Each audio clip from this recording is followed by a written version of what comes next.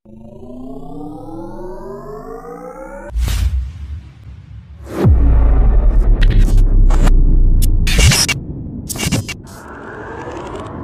Sobat Miner, apa kabar? Semoga kalian dalam keadaan sehat walafiat ya. Kali ini, Miners News edisi September kembali hadir untuk memberikan informasi berita terupdate, menarik, unik, dan edukatif untuk menambah pengetahuan dan wawasan Sobat Miner. Berita pertama, 6 penambang timah ilegal tewas setelah tertimbun longsor. Kejadian ini terjadi di daerah Lubuk, Bangka Tengah, Kepulauan Bangka Belitung pada 29 Agustus 2020 pukul 13.00 waktu Indonesia Barat. Dikutip dari kompas.com, tercatat 13 orang tewas dalam 2 tahun terakhir di daerah Lubuk Besar, yaitu tahun 2019 sebanyak 6 orang dan 2020 sebanyak 7 orang. Penyebab longsor diduga karena adanya kesalahan operasional.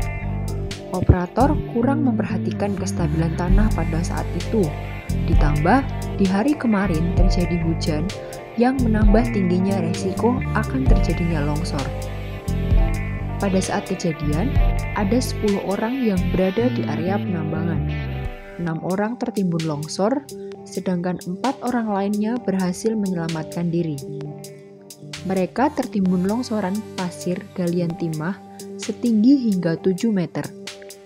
Curamnya area kecelakaan dan timbunan longsor yang cukup tinggi sempat menjadi kendala pencarian.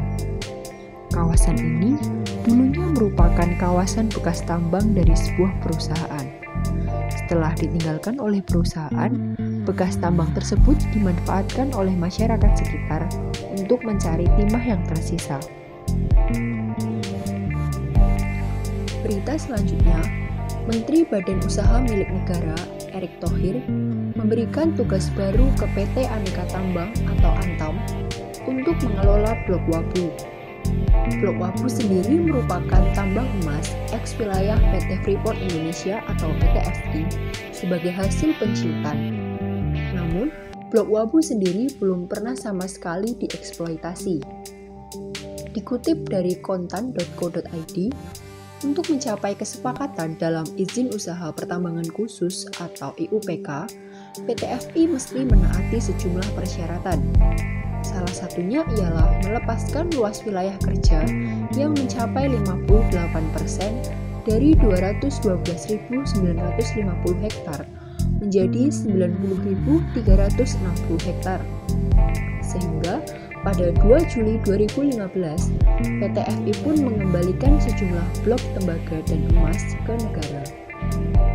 Satu di antaranya adalah Blok Wabu, yang ditaksir memiliki potensi tembaga 4,3 juta ons dan kandungan kualitas emas yang cukup bagus dengan kadar 2,47 gram per ton.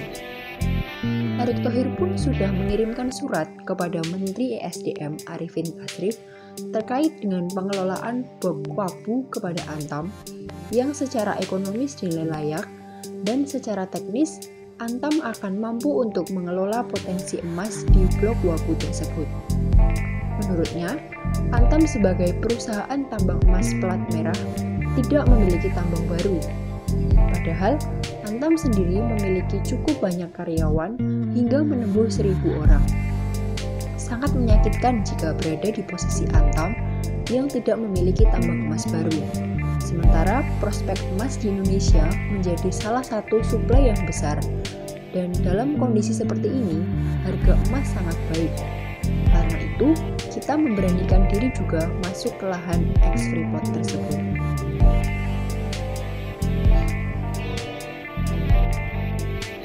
Berita selanjutnya, pada hari Selasa, 29 September 2020, Menteri Energi dan Sumber Daya Mineral Arifin Tasrif membuka acara pemberian penghargaan prestasi penerapan kaidah teknik pertambangan mineral dan batu bara yang baik tahun 2020. Pemberian penghargaan tersebut merupakan kegiatan rutin dari Kementerian SDM, khususnya pada Direktorat Jenderal Mineral dan Batu Bara.